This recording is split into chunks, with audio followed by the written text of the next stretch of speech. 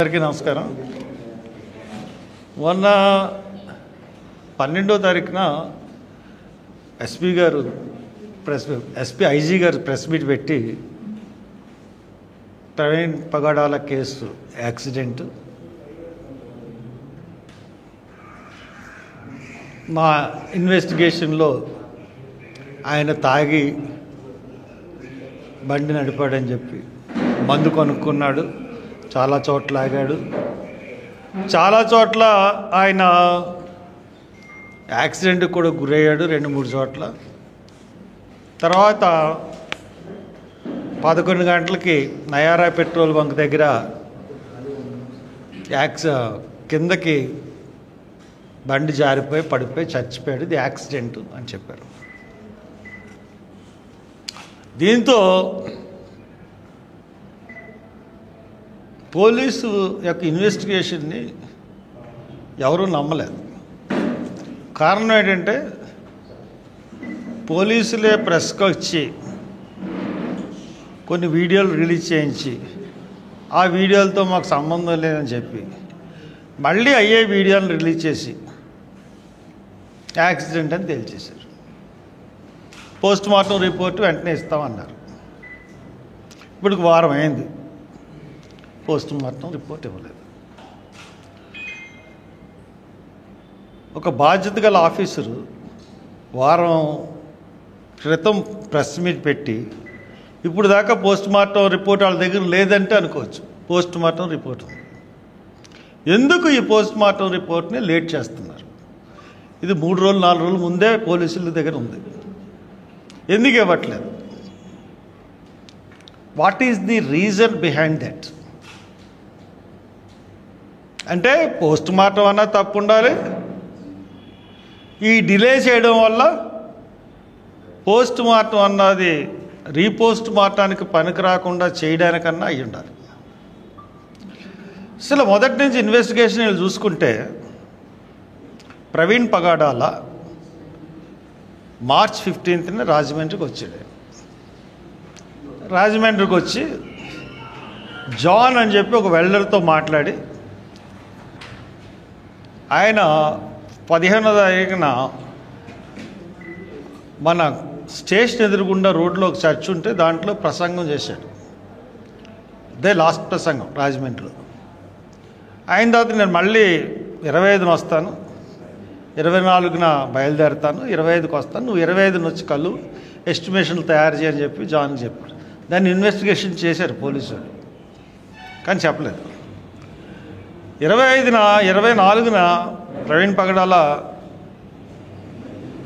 హైదరాబాద్లో బయలుదేరినమాట వాస్తవం. మరి ఎప్పుడు హైదరాబాద్లో ఆయన మాయం చేశారో కానీ అక్కడి నుంచి ఒక ఫేక్ ప్రవీణ్ పగడాల బండి మీద ప్రయాణం చేశాడు. ఫేక్ ప్రవీణ్ పగడాల బండి మీద ప్రయాణం చేశాడని మీరు ఎలా చెప్తున్నారంటే 24వ తారీఖున తెంపల్లి అనే గ్రామంలో గన్నవరం దగ్గర మనం చెప్పాను మీకు, ఆ గ్రామంలో ప్రసంగించాలి, దాని తర్వాత కొవ్వూరులో ప్రసంగించాలి. అసలు ప్రవీణ్ పగడాల అయితే డెఫినెట్గా వెళ్ళుండేవాడు, అదే రోడ్లో వచ్చాడు. కాబట్టి ఇదే రోడ్లో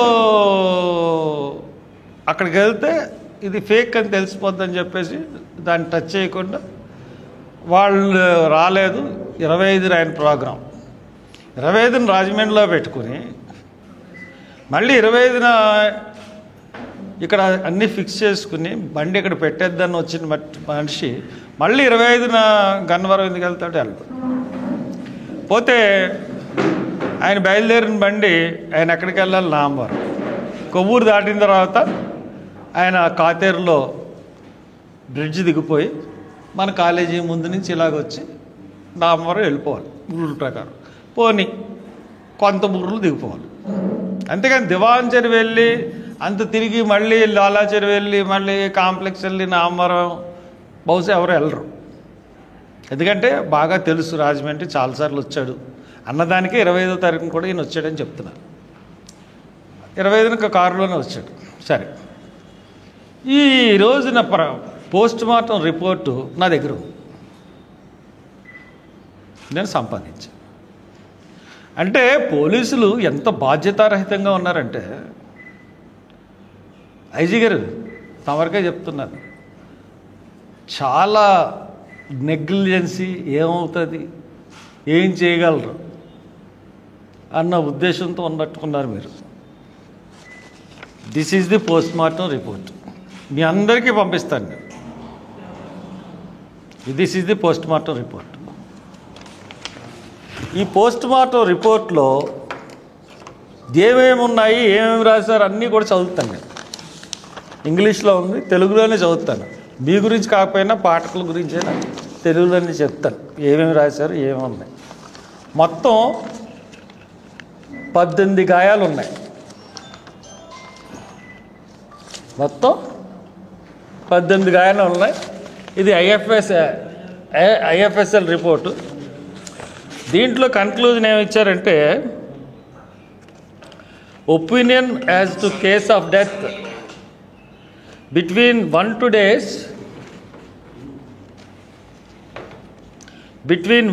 days prior to the postmortem examination, అంటే prior to preliminary report అన్నమాట. The cause of death of the best of my knowledge and belief is pending due to toxicology report from the RFSL Vijayawada and histopathology report from the Department Pathology, Government Medical College, Rajamahendra. తర్వాత ముగ్గురు డాక్టర్లు ఎవరంటే, doctor S Krishnaraju MD, associate professor of department of forensic medicine, government medical college, Rajamahendravaram. Doctor G Rajasekhar Kennedy, MSMCH, professors of head department of neuro surgery, government medical college, Rajamahendravaram. Signature ఈవిడ పెట్టిన పేరు రాయలేదు, ఈవిడ పేరు ఏదో ఉంది. ఆవిడ assistant professor, department of pathology, government medical college, Rajahmundry. ఆవిడ పేరు చెప్తాను. ఇది వాళ్ళు ఏమని ఇచ్చారంటే, whether the injuries mention in the autopsy report were sustain due to road accident, this is the question. Reply ఏంటంటే, there is a possibility that the injuries mention in the autopsy report were sustained due to road accident. Road accident వల్ల చచ్చిపోవడానికి ఆస్కారం ఉందని first ఇచ్చారు. Final opinion of cause of death, this is the final opinion. To the Mendel Executive Magistrate from the same doctors. ఇది ఎప్పుడు ఇచ్చారంటే 11/4 ఇచ్చారు. 11/4 ఇచ్చారు. 12/4 ప్రెస్ మీట్ అయింది. అంటే ప్రెస్ మీట్లో పోస్ట్ మార్టం రిపోర్ట్ ఇవ్వాలి కదా మనకి. అంటే వారం రోజులు మనల్ని డిలే చేసి కోర్టులో రిపోస్ట్ మార్టం వేస్తానని నేను అన్నానని ఇది ఇప్పుడు దాకా బయటపెట్టలేదు. ఇది ఉండాలి కదా రిపోస్ట్ మార్టం వేయాలంటే. అంటే ఎంత కుయుక్తులు పన్నాడు ఐజీ అన్నది దీంట్లో మనకు తెలుస్తుంది. And reviewing the case in the light of post-mortem findings, the chemical analysis report of the deceased Praveen Kumar Pagadala, son of Chinnabbai, male with 46 years of age. We are of the final opinion on cause of death, the best of our knowledge and belief is due to head injury and other multiple injuries associated with the consumption of ethyl alcohol. Note, ethyl alcohol is found in chemical analysis of Viscera RFSL Vijayawada.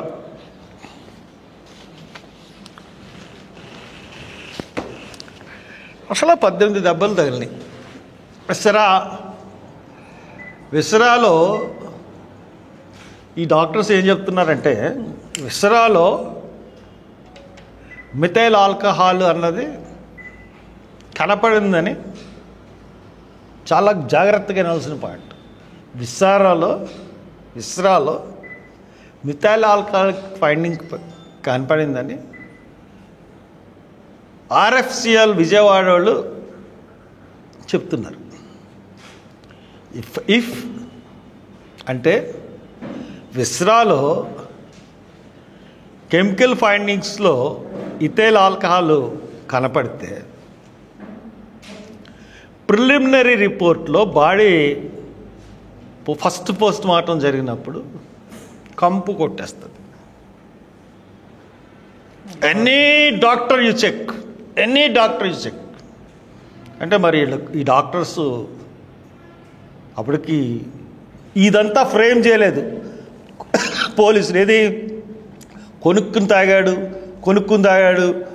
ఇవన్నీ frame చేయలేదు కాబట్టి అప్పటికి లేక వీళ్ళు first ఫైండింగ్స్లో first preliminary రిపోర్ట్లో ఎక్కడ ఇంటాక్సికేషన్తో ఉన్నాడు patient అన్నది ఎక్కడ మెన్షన్ చేయలేదు. This is very very very important point. Primary రిపోర్ట్లో తాగాడని చెప్పి ఇవ్వకుండా ఫైనల్ రిపోర్ట్ ఫైండింగ్స్లో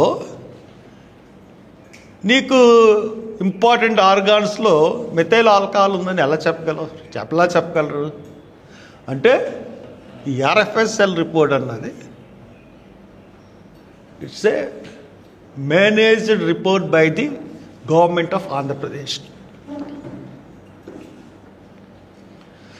అందుకని వాళ్ళ పాస్టర్లకి 30 కోట్లు అనౌన్స్ చేసి చంద్రబాబు నాయుడు గారు. పోతే ఈ దెబ్బలన్నాయి నేను చెప్తాను మీకు. ఒక పేపర్ తీసిరా ఫస్ట్ పేపర్. ఈ గాయాల విశ్లేషణ. ప్రవీణ్ కుమార్ పగడాల శరీరంపై 18 గాయాలు ఉన్నాయని పోస్ట్ మార్టం రిపోర్టు పేజీలు 7-10 తెలియజేస్తుంది. ఈ గాయాలు 25/3/25 నాడు NH5 పైన నయారా పెట్రోల్ బంక్ సమీపంలో కనబడిన శరీరంపై ఉన్నాయి. రిపోర్ట్ ప్రకారం మరణ కారణం తలకు గాయం మరియు ఇతర బహుళ గాయాలు ఇథైల్ ఆల్కహాల్ వినియోగంతో సంబంధం కలిగి ఉన్నాయని తేల్చారు. ఇది రోడ్డు ప్రమాదంగా పేర్కొనబడింది. గాయాలను వివరంగా చూద్దాం. తల మరియు ముఖ గాయాలు. గాయాల నెంబర్ 1 to 4. పై పెదవి మరియు కింద పెదవిపై ఎముక లోతుగా ఉన్న కోతలు. పై పెదవి కింద పెదవి ఎముక లోతుగా ఉన్న కోతలు 4.5 into 2 centimeters మరియు 1.5 into 1 centimeter.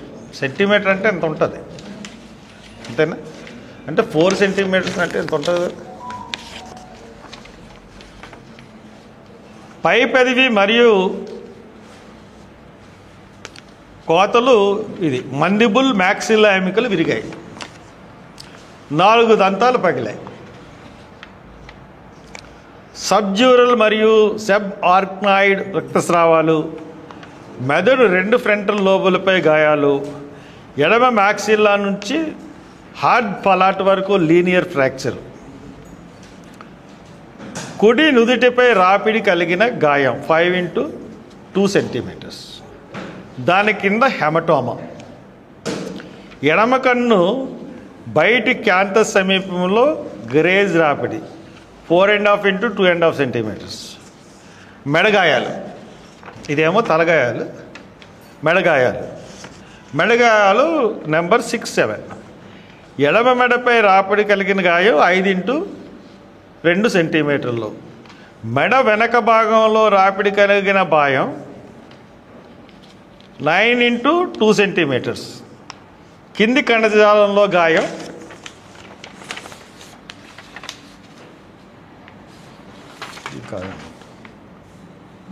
6-7-8-14.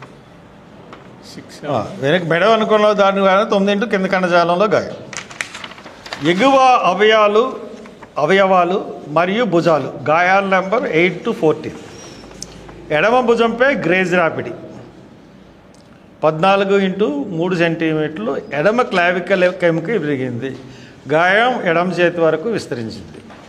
2 ముంజేతులు మరియు చేతులపై గ్రేజ్ ర్యాపిడ్లు మరియు గాయాలు. 2 చేతుల వెనక భాగంలో బహుళ చిన్న గాయాలు 0.5 ఇంటూ 0.25 సెంటీమీటర్ల నుంచి 9 ఇంటూ 4 సెంటీమీటర్స్. కింది అవయవాలు గాయాల నెంబర్ 15, 17. కుడి మోకాలు మరియు కుడి కాలు ఎగువ భాగంలో రాపిడి కలిగిన గాయాలు.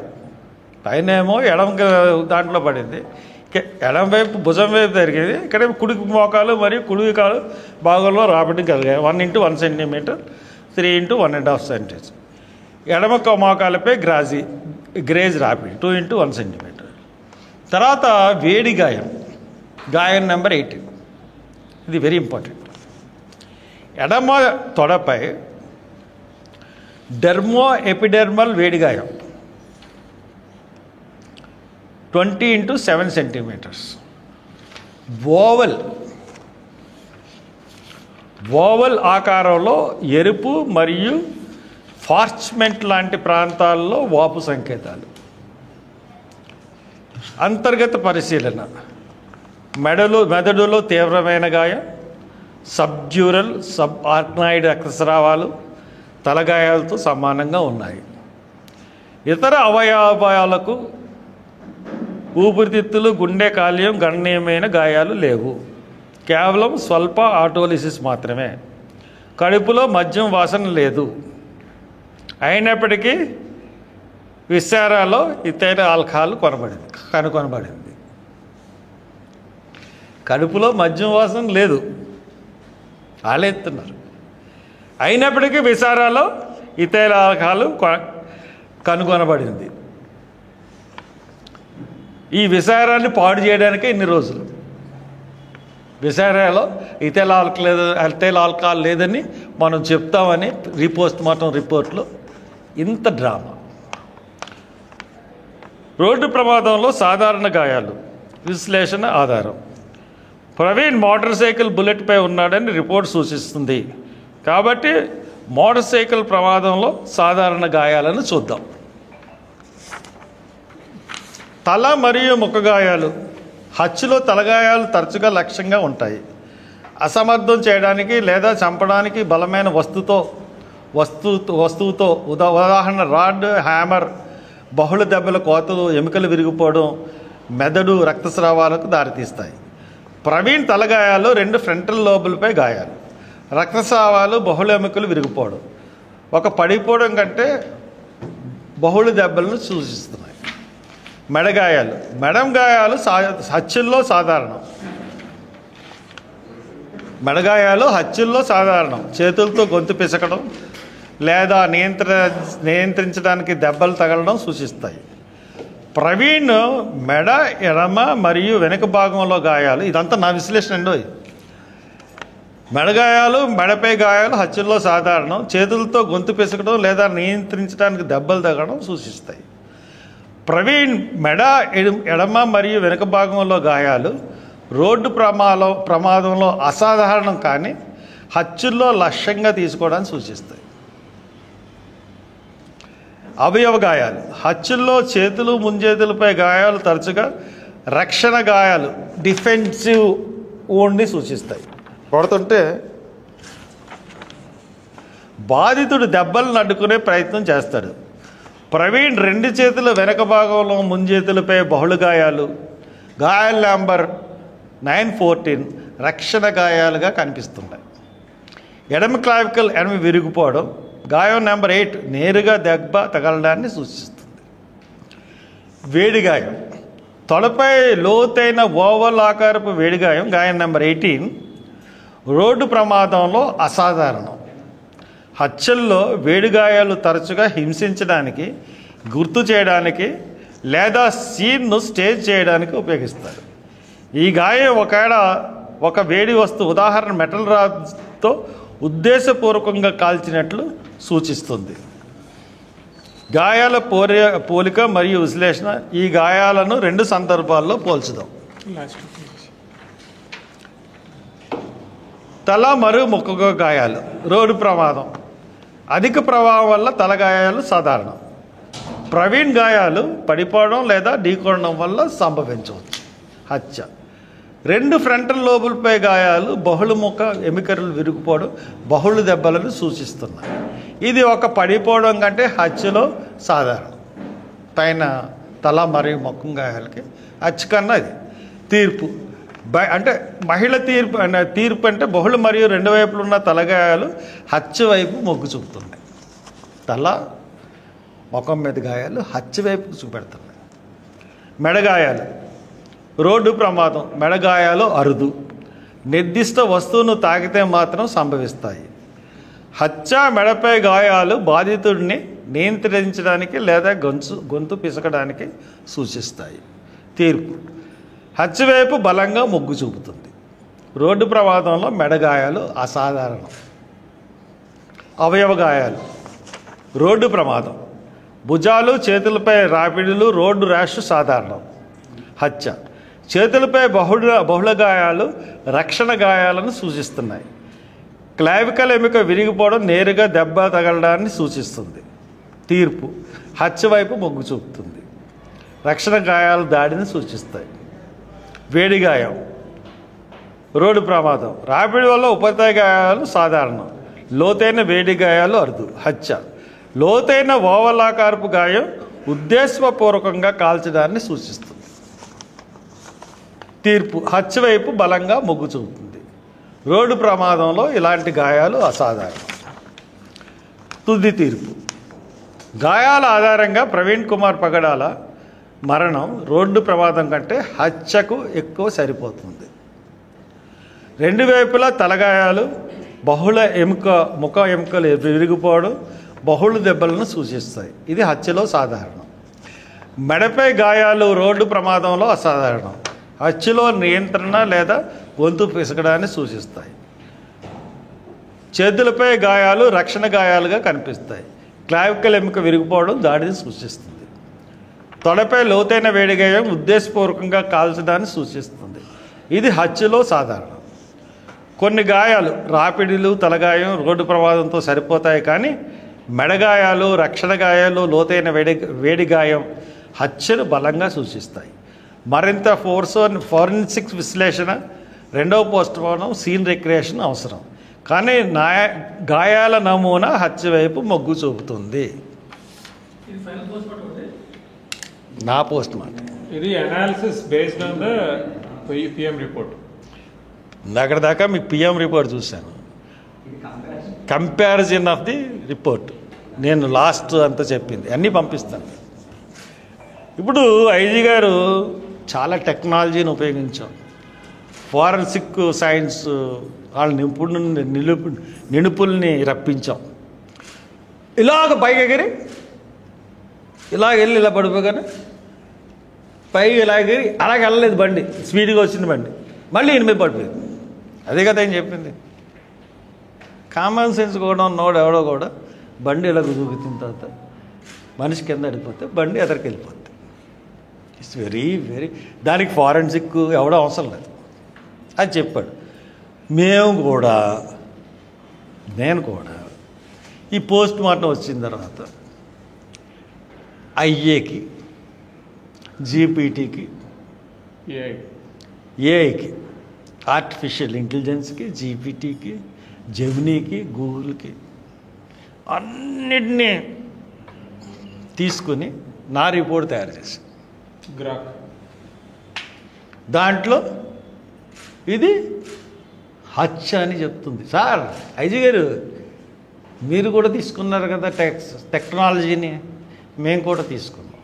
మా టెక్నాలజీ హత్య అని చెప్తుంది, మీ టెక్నాలజీ యాక్సిడెంట్ అని చెప్తుంది. ఎందుకంటే మీరు సృష్టించిన నకిలీ ప్రవీణ్ కుమార్ ఫుటేజ్ ఉంది కదా, ఎక్కడా కూడా ప్రవీణ్ కుమార్ ముఖంతో దాన్ని ఎక్కడా ఇది ప్రవీణ్ కుమార్ ముఖం అని ఎక్కడా మీరు పోలీసులు నిరూపించలేకపోయారు. ఎక్కడ చెప్పారు కానీ ఎక్కడ నిరూపించలేదు. చూశానండి, అది నేను నా దగ్గర ఉంది. నాకేం తెలుస్తుంది అని కుటుంబ సభ్యులు, కానీ అది చూసి అది నేను చూశాను. ఈయన హ్యాండిల్ పట్టుకోకుండా క్లచ్ని పట్టుకున్నాడు, పెట్రోల్ బంక్ కొట్టేదాన్ని. దాంట్లో ఆ ముఖం ఖచ్చితంగా ప్రవీణ్ కుమార్ కాదని నేను నమ్ముతాను.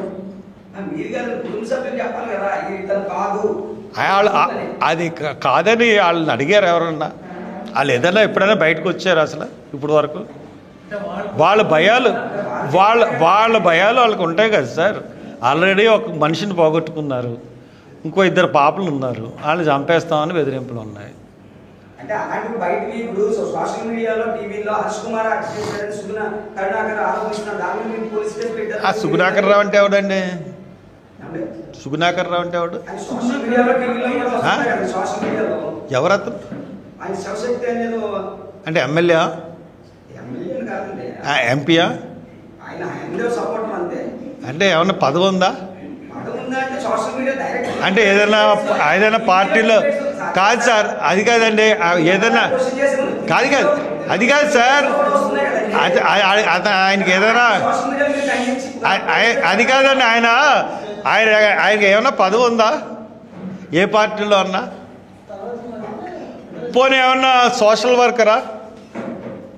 ఎవడో ఏదో క్వశ్చన్ గాడు బచ్చానా కొడుకు, అది కాదండి. అప్పుడు అది కాదండి, మీరు పలానా ఓడు మా ఎమ్మెల్యే కంటెస్ట్ చేశాడంటే, పలానా ఓడు మీ మీద ఆరోపణ చేశాడంటే దానికి సమాధానం చెప్తాను. రోడ్డుని అది కాదు సార్, రోడ్డు మీద బోల్డ్ మంది నన్ను ఆరోపిస్తూ ఉంటారు. వాళ్ళ పత్తి కొడుకు నేనెందుకు సమాధానం? బచ్చగాళ్ళకి సుకుమార్ చేస్తున్న ఈ పోరాటం న్యాయబద్ధంగా ఉంటే కోర్టులో తెలుసుకోవాలి. పదే మీడియాకి వచ్చి ఆ కుటుంబ సభ్యులను మరింత ఆందోళన గురి చేస్తున్నారు, ఆవేదన గురి చేస్తున్నారు. మీరేనండి అస్తమానం చెప్పించింది, మీ మీడియా. మేము చెప్పిన ప్రతి ప్రెస్ మీట్లో కొత్త విషయమే చెప్తున్నాను చెప్తే, పోలీసులు అడుగుతున్న దానికి తందాన తాన అంటూ మీ మీడియాలాగా వీడియో రిలీజ్ చేసి తర్వాత కొన్ని మీడియా సంస్థలు క్షమాపణలు చెప్పి మళ్ళీ వినండి. మీరు క్వశ్చన్ వేశారు, సమాధానం వినండి, ఓపిక ఉండాలి. బిగ్ టీవీ వారు 99 టీవీ వారు ఇప్పుడు ఏం చెప్పాలి? కొన్ని టీవీలు ఏమో క్షమాపణలు వేసి మళ్ళీ అయ్యే టీవీలో ఐజీ రిలీజ్ చేస్తే సిగ్గు లేకుండా విని వచ్చి రిపోర్టులు రాసిన మీరు నన్ను ప్రెస్ మీట్లు పెట్టి వాళ్ళనేమో వరుసగా తాగేశాడు అన్ని ఛానల్లోనూ దొంగ వీడియోలు, దొంగ మనిషిని ఫేక్ వీడియోలు సృష్టించి చూపించి వాళ్ళ కుటుంబాన్ని వినండి, నేను చెప్పిన తర్వాత మీరు మాట్లాడండి. వాళ్ళ కుటుంబాన్ని తీవ్రంగా గాయపరిచింది మీడియా, మేం కాదు. మీ మీడియా సంస్థలు లేకపోతే మాది ప్రజల్లోకి వెళ్ళదేమో అని భయం ఇంతకుముందు ఉండేదండి. ఇప్పుడు అటువంటి భయాలు లేవు, సోషల్ మీడియా వచ్చింది. అంత మిమ్మల్ని లెక్క చేసే పరిస్థితి కూడా లేదు మాకు. మీరు ఒక్కొక్క ఏదో మాట్లాడుతున్నాడు, మెయిన్ యాంకర్లు అనుకున్న చెత్తరా కొడుకులు కొన్ని పచ్చ మీడియాల్లో వాళ్ళు నాకు కూడా పీకలేరు రావడం. బట్ చెప్తున్నాను, గాయపరిచింది వాళ్ళ ఫ్యామిలీని. మీరు నిజాలు తీసుకొచ్చి బయట ప్రతి దానికి నేను నిజాలు మాట్లాడకపోతే వాళ్ళ కుటుంబం కృషించిపోయింది. తాగుబోతు కింద సృష్టించినందుకు, ఇలా చేసినందుకు. ఎంత క్యారెక్టర్ అసాసినేషన్ చేసిందండి మీడియా? ఇప్పుడు మాట్లాడండి మీరు.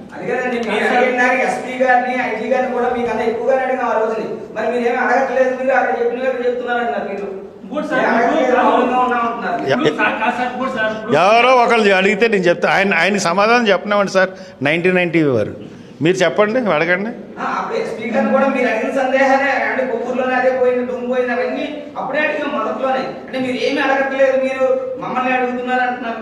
కానీ మీరు అడిగారు సార్, నేను చూశాను. మొన్న ప్రెస్ మీట్లో కూడా నేను అప్రిషియేట్ చేశాను మిమ్మల్ని, ముఖ్యంగా మా సన్నీ కూడా అప్రిషియేట్ చేశాడు. కానీ మీరు అడుగుతున్నారు, నేను మీడియా అని అంటున్నానంటే ఇక్కడ కూర్చున్న వాళ్ళ గురించి మాట్లాడట్లేదు, మీడియా సంస్థలని, ప్రభుత్వంతో భాగస్వామ్యం లేకపోతే బతకలేని మీడియా సంస్థల్ని, ప్రభుత్వానికి సపోర్ట్ చేసి పదవులు తెచ్చుకున్న మీడియా సంస్థల్ని. ఒక మీడియా సంస్థ యజమాని టీటీడీ చైర్మన్ కాదంటారా? ఒక మీడియా సంస్థ యజమానికి బోలు భూములు కప్పుపెడుతుంది వీళ్ళ గవర్నమెంట్లో ఉన్నప్పుడు.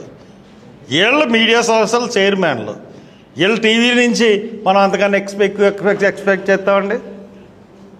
ఇవన్నీ చూస్తూ ఉంటుంటే సార్ మీరేదో అడుగుతుంది.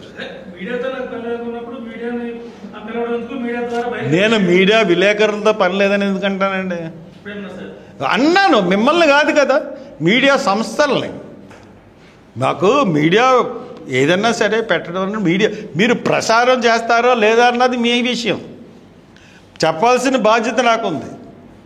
మీరు ప్రసారం చేయకపోయినా ఏం పర్వాలే, మీరు వస్తారు, మీరు రిపోర్ట్ ఇస్తారు, మీరు పైకి పంపిస్తారు. కానీ వేయకపోవడం అన్నది మీ చేతిలో లేదు కదా. వాళ్ళు మీ యాజమాన్యం ఏం చెప్తే అది చేస్తారు. మీకు దానికి నెలకి సరిపడా మీకు జీతాలు ఇస్తారు, వాళ్ళు వేసుకోవడం, మీరు వార్తలు సేకరించి పంపాలి. వేయకపోవడం వాళ్ళు ఇష్టం. గవర్నమెంట్కి సపోర్టింగ్ ఉంటే వేస్తారు, లేకపోతే వేయరు. ఇది నేను చెప్తున్నాను. కానీ మీలో ఎవరిని కూడా కించపరచాలని కానీ లేకపోతే మిమ్మల్ని ఎప్పుడూ కూడా కింద పోలీసులు నేను ఎప్పుడు అన్నాను, ఇంక్లూడింగ్ ఐజీని ఎస్పీని కూడా అన్నాను. కారణం ఏంటంటే నడిపిస్తుంది ప్రభుత్వం. ఐజీలు ఎస్పీలు ఈ గత కాంగ్రెస్ గవర్నమెంట్ అయిపోయిన తర్వాత ఎలాగ తయారైపోయారంటే ఏ పార్టీలో అధికారం ఉంటే దానికి బానిసల కింద తయారైపోయారు. ఐఏఎస్లు ఐపీఎస్లు కట్టు బానిసలు. వాళ్ళు ఐఏఎస్ ఎందుకు చదివారు, ఐఏపీఎస్ ఎందుకు చదివారు అని మర్చిపోయి బానిస బ్రతుకు అయిపోయింది ఐఏఎస్లది ఐపీఎస్లది. కాబట్టే నేను వాళ్ళని మాట్లాడుతున్నాను. కాబట్టి ఇది మిమ్మల్ని అంటున్నదని మీరు అనుకోవద్దు దయచేసి. ఒకవేళ మీరు అనుకుని ఉంటే నాకు క్షమాపణ. కానీ మిమ్మల్ని ఎప్పుడు నేను కింద స్థాయి ఈవెన్ పోలీస్ కానిస్టేబుల్ నన్ను, ఎస్ఏ నన్ను, సిఏ నన్ను, ఎస్పీని కూడా అన్ను, ఐజీని కూడా అన్ను. ప్రభుత్వం ఏం చెప్తే చెయ్యాలి అండి. హర్ష్ కుమార్ ఇంటి చుట్టూ 3 ఉంటారు. ఇప్పుడు అడగండి, ఇక్కడ కానిస్టేబుల్ ఉన్నాడు, ఏది ఇగో నా ప్రెస్ మీట్కి వచ్చి కూర్చుంటాడు. 3 వస్తారు సెంట్రల్ నుంచి. ఒకళ్ళు ఏం మాట్లాడుతున్నారు హర్ష్ కుమార్ అని టీవీ తీసుకుంటున్నాడు. ఏం చెప్తాను, నా బాధలు నాకు ఉంటాయి. కాబట్టి వీళ్ళు ఎప్పుడు నా మీద నిఘా ఉంటుంది. కాబట్టి ఇది హత్య, 100% హత్య. ఐజీ గారు ఏదైతే టెక్నాలజీ ఉపయోగించుకుని చెప్పారో అదే టెక్నాలజీ ఉపయోగించుకుని నేను హత్య అని ప్రూవ్ చేస్తున్నాను. కాబట్టి రేపు సభ్య సమాజానికి రేపు 4:30కి ప్రవీణ్ పగడాల చనిపోయిన స్థలం దగ్గరికి వచ్చి అక్కడికి వచ్చి ఆ హత్యని ఖండిస్తూ ప్రవీణ్ కుమార్ పగడాలకి నివాళులు అర్పిద్దాం. Thank you. రేపు మార్నింగ్ ఈవినింగ్ రేపు ఈవినింగ్ 4 గంటల నుంచి 6:30 వరకు ప్రవీణ్ ఎక్కడ చనిపోయాడో అక్కడ ఆయనకి నివాళులు.